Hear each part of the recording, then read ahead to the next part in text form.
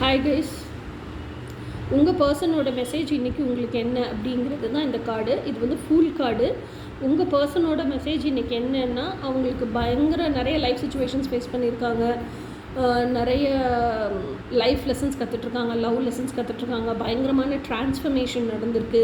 அவங்க எப்படி இருந்தாங்களோ அதை காட்டிலும் இப்போ மென்டல் மெச்சூரிட்டி, எமோஷ்னல் மெச்சூரிட்டி பயங்கரமாக ஆயிருக்காங்க.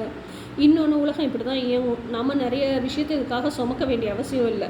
நம்ம தோளில் பூமி புத்து சுழல் இல்லை அப்படிங்கிறதெல்லாம் உணர்ந்துட்டாங்க.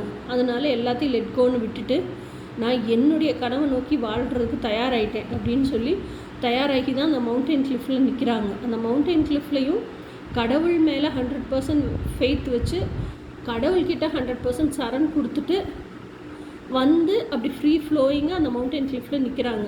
அவங்க எப்படின்னா, நான் ஆசைப்பட்டதை பயணிக்கிறதுக்கு எந்த அளவுக்கு ரிஸ்க் எடுக்கிறதுக்குனாலும் நான் தயார். ஓகே, இந்த மவுண்டைன் கிளிஃப்லேருந்து குதிச்சாதான் நான் ஆசைப்பட்டதை வாழ முடியும்னு சொல்கிறீங்களா? இதுக்கு முன்னாடி அந்த தைரியம் இல்லை.